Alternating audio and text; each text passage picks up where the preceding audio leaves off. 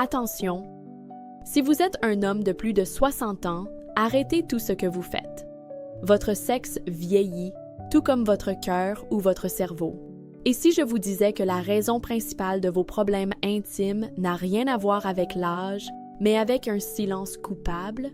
Et si un simple geste, sans aucun médicament, pouvait tout changer? Je suis le docteur Amélie Dubois et depuis plus de 15 ans, j'aide les hommes à garder non seulement une bonne santé sexuelle, mais aussi une image d'eux-mêmes forte et digne. Dans cette vidéo, je vais vous donner 5 conseils essentiels pour prendre soin de votre sexe après 60 ans. Ce ne sont pas des gadgets, ce sont des stratégies basées sur la science. Restez avec moi jusqu'à la fin, car je vous dévoilerai aussi un conseil bonus, un geste que presque aucun médecin n'évoque, mais qui peut vous éviter l'un des problèmes les plus douloureux que l'on voit chez les hommes plus âgés. Avant de commencer, 2 choses très importantes si vous êtes sérieux dans votre démarche. 1. Abonnez-vous à cette chaîne pour ne manquer aucun de mes conseils. 2. Activez la petite cloche pour être le premier prévenu. C'est votre premier engagement envers vous-même. Et dites-moi en commentaire, tapez 1 si vous trouvez que ces sujets sont utiles et que nous devons briser le silence. Tapez 0 si vous pensez que je peux mieux faire. Vos avis sont mon guide. Très bien. On commence par le premier conseil, le plus fondamental, celui que 99% des hommes négligent par fausse croyance. Restez actif sexuellement. Quand je parle avec des hommes de plus de 60 ans, j'entends souvent cette phrase, murmurée avec une sorte de résignation triste. « Docteur, je suppose que ma vie intime est terminée maintenant. » Beaucoup acceptent cette idée en silence. Ils pensent qu'avec l'âge, tout s'arrête et qu'il n'y a plus rien à faire. Laissez-moi vous dire une chose très importante, les yeux dans les yeux. Cette idée est fausse. Et pire encore, croire cela peut accélérer les problèmes au lieu de les éviter. C'est un cercle vicieux. Votre sexe, tout comme vos muscles, votre cœur ou votre cerveau, obéit à une loi implacable de la nature. Utilise-le ou perds-le. Use it or lose it. Il a besoin d'être utilisé pour rester en bonne santé. Quand vous le laissez inactif trop longtemps, que se passe-t-il? La circulation sanguine diminue. Votre corps, qui est une machine intelligente, arrête d'envoyer du sang en priorité vers une zone qu'il considère comme inactive. Les tissus perdent leur souplesse. Moins de sang signifie moins d'oxygène, moins de nutriments. Les tissus érectiles, qui sont comme des éponges, deviennent plus rigides, moins élastiques. Le tout commence à se fragiliser. C'est ce qu'on appelle l'atrophie par manque d'utilisation. C'est un phénomène physiologique, pas une fatalité. C'est beaucoup plus courant qu'on ne le pense, mais heureusement, c'est évitable. Être actif sexuellement ne veut pas forcément dire avoir des rapports complets, surtout si vous n'avez pas de partenaire. Même la masturbation est fondamentale. Pourquoi? Car elle permet de forcer le sang à circuler, d'oxygéner les tissus en profondeur et de maintenir les fonctions nerveuses et mécaniques en place. C'est de l'entretien. C'est comme démarrer le moteur d'une voiture de collection de temps en temps pour éviter qu'il ne s'abîme. Ce qui compte, c'est de ne pas rester passif. Peu importe votre âge, votre corps réagit à ce que vous faites. Et au-delà des bienfaits physiques, il y a quelque chose d'encore plus précieux que vous préservez, votre estime de vous-même. Pour beaucoup d'hommes, la sexualité fait partie de leur identité. Quand elle disparaît, la confiance en soi peut s'effondrer. Mais en restant actif, même seul, vous retrouvez non seulement votre énergie, mais aussi votre fierté. Ce n'est pas une question de retrouver votre jeunesse. C'est une manière de rester connecté à qui vous êtes aujourd'hui, un homme plein d'expérience et de valeur. J'ai vu des hommes de plus de 70 ans reprendre confiance en eux rien qu'en appliquant ce simple conseil. Et très souvent, une fois qu'ils font ce premier pas, le reste de leur santé s'améliore aussi. Tout est lié. La motivation, les relations, le moral. Maintenant que vous comprenez pourquoi il est essentiel de rester actif, parlons d'un autre point important. Un geste simple que tout le monde croit bien faire, mais que beaucoup font mal, avec des conséquences parfois graves. Si vous êtes prêt à passer au deuxième conseil, écrivez « hygiène » dans les commentaires. Hygiène. Je vois ce mot dans les commentaires. C'est un sujet qui peut sembler évident, presque enfantin. Et pourtant, après plus de 15 ans de consultation, je peux vous assurer que beaucoup d'hommes oublient l'importance capitale d'une bonne hygiène intime, surtout en vieillissant. C'est le deuxième de nos 5 conseils. Je vois trop souvent des hommes arriver dans mon cabinet avec des irritations, des infections à répétition ou même des problèmes bien plus graves, simplement parce qu'ils n'ont jamais appris à bien se laver, ou plutôt parce qu'ils n'ont pas adapté leurs gestes à leur âge. Le problème n'est pas d'être sale, c'est de ne pas savoir que le corps change. En vieillissant, plusieurs choses se produisent. La peau devient plus fine et plus fragile. Elle est plus susceptible aux microdéchirures et aux irritations. Le système immunitaire ralentit. Le corps se défend moins bien et moins vite contre les bactéries et les champignons. La flore cutanée se modifie. L'équilibre naturel des bonnes bactéries qui protègent la peau peut être perturbé. Ce qui suffisait à 30 ou 40 ans, un coup de savon rapide sous la douche, n'est plus suffisant après 60 ans. Il faut être plus intentionnel, plus doux, plus précis. Pour les hommes non circoncis, c'est encore plus important. Sous le prépuce, c'est un environnement chaud et humide. C'est l'endroit idéal pour que le smegma s'accumule. Le smegma, c'est ce mélange de cellules de peau morte, de sécrétions naturelles et de transpiration.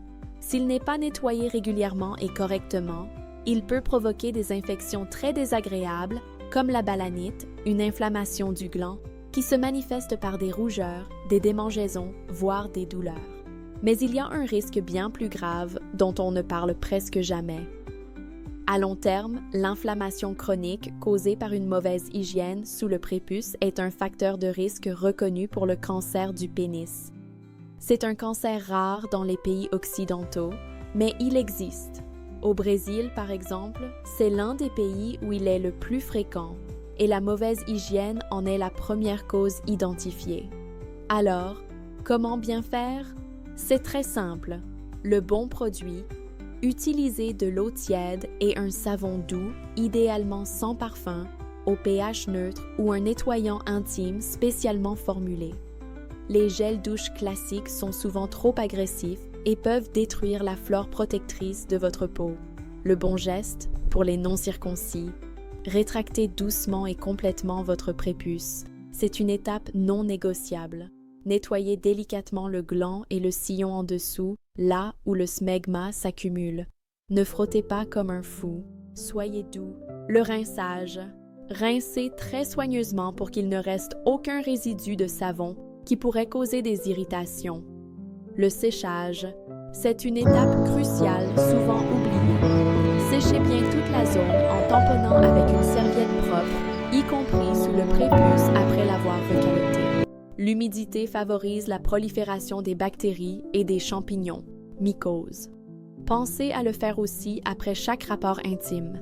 Les fluides corporels, les vôtres et ceux de votre partenaire, les lubrifiants ou même la simple sueur peuvent déséquilibrer la flore naturelle de votre peau et créer un environnement propice aux infections. Cela ne prend qu'une minute par jour, 1 minute, mais cette minute peut vous éviter des semaines d'infections douloureuses, de mauvaises odeurs, de gêne, ou pire encore. Et ce qui surprend beaucoup d'hommes, c'est que ce geste, aussi simple soit-il, change aussi l'image qu'ils ont d'eux-mêmes. Quand vous prenez soin de votre corps avec respect, avec attention, vous vous sentez plus propre, plus en confiance, plus en contrôle. C'est un petit geste, mais il vous aide à reprendre votre place, à affirmer que votre corps mérite encore soin et attention dans une société qui dit souvent aux hommes âgés qu'il faut abandonner. Mais l'hygiène n'est qu'un début. Il y a un autre danger bien plus discret dont presque personne ne parle et qui peut abîmer votre corps de l'intérieur sans que vous ne vous en rendiez compte pendant le moment même de l'intimité. Dans le prochain bloc, nous allons parler de ce risque caché. Si vous êtes prêt à découvrir le 3e conseil, écrivez « prudence » dans les commentaires. Prudence. C'est exactement le mot juste pour ce 3e conseil. Un conseil qui peut vous sembler contre-intuitif, mais qui est fondamental pour protéger votre corps sur le long terme. Nous avons parlé de l'importance de rester actif, mais il est tout aussi important de le faire de la bonne manière. Beaucoup d'hommes ne le savent pas, mais avoir une activité sexuelle avec pénétration avant d'être vraiment prêt, c'est-à-dire avant d'avoir une érection suffisamment dure, peut causer des dégâts importants. Je vois très souvent dans mon cabinet des hommes qui, sans le vouloir, avec les meilleures intentions du monde, se sont fait mal pendant un moment d'intimité. Pourquoi? Parce qu'ils ont essayé d'avoir un rapport alors que leur sexe n'était pas encore assez rigide. Ils se sentent parfois pressés par leur partenaire ou par leur propre désir de prouver qu'ils sont capables. Vous vous dites peut-être que ce n'est pas bien grave. Au pire, ça ne marche pas et on arrête. Mais en réalité, cela peut abîmer petit à petit les tissus internes, sans que vous ne le ressentiez tout de suite. Laissez-moi vous expliquer. Le pénis n'est pas juste un morceau de peau vide. C'est une structure extraordinairement complexe, avec des vaisseaux sanguins, des tissus spongieux, les corps caverneux et des muscles délicats. C'est le remplissage de ces corps caverneux par le sang qui crée la rigidité de l'érection. S'il n'est pas bien rempli, s'il n'est pas bien rigide, il n'a pas la solidité structurelle pour supporter les frottements et la pression d'une pénétration. Quand vous forcez, même légèrement, vous créez ce que l'on appelle des micro-blessures invisibles à l'intérieur des tissus. Ce sont de minuscules déchirures dans l'enveloppe des corps caverneux. Vous ne les sentez pas sur le moment. Mais à chaque fois que cela se produit, le corps, pour réparer ces micro-blessures, crée du tissu cicatriciel. Et c'est là que le vrai problème commence. Ce tissu cicatriciel est beaucoup moins élastique que le tissu d'origine. C'est une cicatrice. Avec le temps, si les micro-blessures se répètent, ces petites cicatrices internes peuvent s'accumuler, former une plaque dure qui tire sur les tissus et les déforme. On appelle ça la maladie de la Peyronie. C'est une condition qui se manifeste par une courbure du pénis en érection qui peut être très douloureuse et rendre les rapports très compliqués, voire impossibles. J'ai rencontré beaucoup d'hommes, gênés d'en parler, qui pensaient au début que ça allait passer. Malheureusement, quand ils consultent enfin, la plaque de fibrose est déjà installée et il est souvent trop tard pour éviter des traitements lourds, comme des injections directement dans le pénis, ou même de la chirurgie. Alors, que faire? La solution est simple. Prenez votre temps. N'essayez jamais d'aller trop vite, même si l'envie ou l'excitation est là. Attendez que votre sexe soit bien dur, bien rigide, avant de passer à l'acte de pénétration. C'est plus sûr pour vous et ça vous évitera des années de douleur et de frustration. Voici quelques conseils pratiques. Utilisez du lubrifiant. Surtout après la ménopause de votre partenaire, la lubrification naturelle peut diminuer. Un bon lubrifiant à base d'eau réduit considérablement les frottements et donc le risque de micro-blessures pour vous deux. Privilégiez les préliminaires.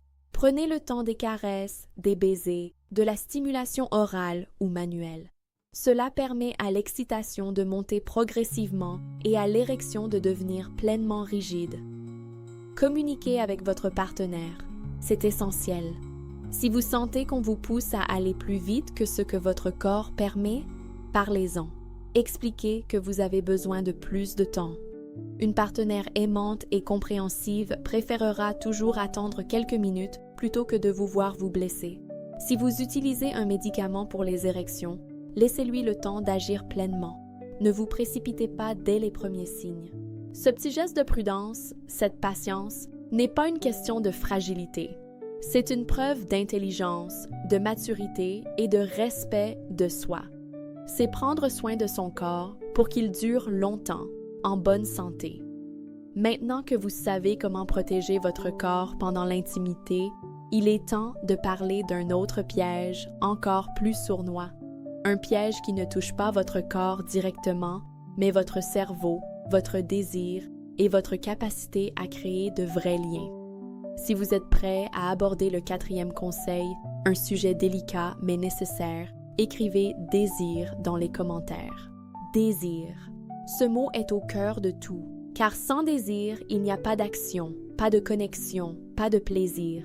Et c'est justement de la nature de ce désir que je veux vous parler maintenant Dans ce 4e conseil, je veux vous parler en toute sincérité d'homme à homme, ou plutôt de médecin à homme. Aujourd'hui, avec Internet, il est plus facile que jamais d'accéder à des vidéos pornographiques et beaucoup d'hommes, qu'ils soient seuls, veufs ou simplement en manque de tendresse et de connexion dans leur couple, se tournent vers ça en pensant que c'est une solution simple, privée et inoffensive pour maintenir une forme d'activité sexuelle. Mais après avoir accompagné des milliers de patients, après avoir écouté leurs histoires, leurs frustrations, leurs peines, je peux vous dire une chose avec une certitude absolue, ce qui commence comme un petit moment de plaisir solitaire peut se transformer en un véritable piège. Un piège qui, insidieusement, vous vole le vrai désir, le vrai lien, la vraie capacité à vous connecter à une personne réelle. Le porno, en consommation régulière, modifie votre cerveau. Ce n'est pas une opinion morale, c'est de la neurobiologie. Votre cerveau est une machine à apprendre. Il s'habitue à ce que vous lui donnez. La pornographie lui offre une stimulation hyper intense, instantanée, sans effort et sans la complexité d'une vraie relation humaine. Elle court-circuite les voies normales du désir. Résultat, votre cerveau s'habitue à réagir uniquement à ces images rapides, à cette stimulation facile, souvent agressive et totalement déconnectée de l'émotion. Il devient paresseux. Il a besoin d'une dose de plus en plus forte pour réagir. Et la conséquence dans la vraie vie, avec une vraie partenaire, peut être dramatique. Vous avez envie, vous aimez votre partenaire, mais le corps ne suit plus. L'érection n'arrive pas, ou elle n'est pas aussi forte qu'avant. Pourquoi? Parce que la stimulation réelle, un regard, une caresse, une odeur, une ambiance, semble fade à votre cerveau, qui s'est habitué à un niveau de stimulation artificielle et surhumain. Beaucoup d'hommes, dans cette situation, pensent alors qu'ils sont cassés, qu'ils ont un problème physique, qu'ils ne sont plus capables. Ils entrent dans une spirale d'anxiété de performance, ce qui ne fait qu'aggraver le problème. La vérité, c'est que très souvent, le problème n'est pas physique, mais psychologique. Votre cerveau a été reprogrammé par une surconsommation de porno. Il s'est habitué à un faux plaisir, un plaisir rapide qui coupe le lien avec la réalité, avec l'émotion, avec la tendresse. En plus de cet effet neurologique, regarder trop de porno peut avoir des conséquences psychologiques profondes. L'isolement. C'est une activité solitaire qui peut vous couper du monde réel et des vraies relations. La honte. Beaucoup d'hommes ressentent une forme de honte ou de culpabilité, ce qui affecte leur estime de soi. Le doute. En vous comparant aux acteurs porno, vous pouvez commencer à douter de votre propre corps, de votre performance, de votre valeur en tant qu'amant et en tant qu'homme. Je ne suis pas là pour juger qui que ce soit. Je comprends parfaitement pourquoi on peut être attiré par cette facilité. Mais en tant que médecin, mon rôle est de vous dire la vérité pour protéger votre santé. Je vous encourage vivement à réduire cette habitude, voire à l'arrêter complètement si vous sentez qu'elle prend trop de place. Essayez, même pour quelques semaines, de faire une détox. Vous pourriez être surpris de voir comment votre cerveau se réinitialise. Essayez plutôt de retrouver le vrai désir. Le désir qui naît de l'imagination, de vos souvenirs, d'une conversation, d'un regard complice, d'une connexion réelle avec une personne. Prenez le temps de parler avec votre partenaire, d'explorer les préliminaires, de redécouvrir le plaisir des caresses, des baisers, de la sensualité, de simplement ressentir sans la pression de la performance ou de l'image. Le désir ne disparaît pas avec l'âge, il change, il devient plus profond, plus subtil, plus émotionnel. Il a juste besoin d'une autre attention, une attention plus humaine, plus réelle. Réduire le porno, ce n'est pas renoncer au plaisir. C'est faire le choix de retrouver un plaisir plus vrai, plus profond, plus durable. Un plaisir qui reconnecte le corps, le cœur et l'esprit. Et justement, pour que tout cela fonctionne, l'activité, l'hygiène, la prudence, le désir, il y a une chose essentielle, le socle de tout, votre mode de vie. Parce que même les meilleurs conseils du monde ne servent à rien si votre quotidien sabote votre santé. Dans le prochain et dernier bloc avant le bonus, nous allons parler de ce 5e conseil, le plus important de tous. Si vous êtes prêt à parler du fondement de votre santé, écrivez « fondation » dans les commentaires.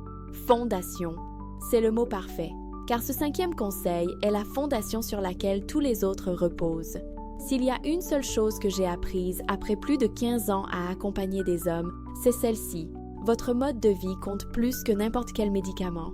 Beaucoup d'hommes viennent me voir en espérant une pilule magique, une solution rapide, une ordonnance qui, en 30 minutes, effacera des années de négligence. Mais la vérité, c'est qu'aucun médicament au monde, aussi efficace soit-il, ne peut remplacer les effets profonds et durables d'une bonne hygiène de vie. Votre alimentation, votre activité physique, la qualité de votre sommeil et même votre gestion du stress ont un impact direct et massif sur votre vie sexuelle. Pourquoi? C'est très simple. Parce que votre érection est avant tout un phénomène vasculaire. C'est une question de circulation sanguine. Pour qu'une érection soit ferme et durable, il faut que le sang puisse affluer massivement et rapidement dans les corps caverneux de votre pénis. Et pour que le sang circule bien, il faut que la tuyauterie, votre cœur et vos vaisseaux sanguins soient en parfait état de marche. Quand vous fumez, que vous buvez trop d'alcool, que vous mangez mal, trop de sucre, de mauvaise graisse, d'aliments transformés, que vous ne bougez pas assez, vous faites deux choses. Vous abîmez la paroi interne de vos artères, vous la rendez plus rigide, plus collante, favorisant le dépôt de plaques d'athérome. Vous réduisez le diamètre de ces artères. C'est comme si votre tuyauterie s'entartrait et se rétrécissait, et le sang a de plus en plus de mal à passer. Les premiers vaisseaux touchés sont toujours les plus petits, les plus fins. Et où se trouvent certains des vaisseaux les plus fins de votre corps? Dans votre cœur, dans votre cerveau et dans votre pénis. C'est pourquoi les troubles de l'érection sont souvent considérés par les cardiologues comme le premier signe d'alerte d'un problème cardiovasculaire plus grave. Votre pénis est le canari dans la mine de charbon. Quand il commence à mal fonctionner, c'est souvent le signe que tout votre système vasculaire est en souffrance. Mais la bonne nouvelle, c'est que ce processus est réversible. Chaque petite amélioration dans votre vie a un effet quasi immédiat. Arrêter de fumer améliore la circulation en quelques jours seulement. Réduire l'alcool aide à rééquilibrer vos hormones, l'alcool fait chuter la testostérone et diminue la pression artérielle. Marcher 30 minutes par jour est l'un des meilleurs médicaments pour votre cœur et vos artères. Manger des aliments bons pour les vaisseaux, comme les fruits rouges, myrtilles, framboises, les légumes verts à feuilles, épinards, l'ail, les noix, ou les poissons gras riches en oméga 3, peut littéralement transformer votre énergie et la santé de vos artères. J'ai vu des hommes que l'on disait « finis », retrouver la forme, le sourire, et se reconnecter avec leur partenaire simplement en changeant quelques habitudes. Ils se mettent à mieux dormir, ils se sentent plus vivants, plus légers, et petit à petit, sans même s'en rendre compte, les problèmes sexuels s'estompent sans même avoir besoin de médicaments. Alors, avant de chercher la prochaine pilule, la prochaine solution miracle, je vous en prie, faites ceci. Mettez vos chaussures de marche. Buvez un grand verre d'eau au lieu de ce deuxième verre d'alcool. Mangez une poignée de noix au lieu de ce biscuit industriel. Couchez-vous 30 minutes plus tôt. Entourez-vous de personnes positives qui vous tirent vers le haut. Votre corps écoute ce que vous faites bien plus que ce que vous prenez. Votre santé sexuelle est le reflet de votre santé globale. Prenez soin de la seconde et la première suivra. Et maintenant, comme promis, je veux vous parler d'un dernier petit geste, très simple mais très puissant, que presque personne ne connaît. Un conseil bonus qui se passe pendant que vous dormez et qui peut protéger votre virilité sans aucun effort. Si vous êtes prêt pour ce conseil final, écrivez bonus dans les commentaires.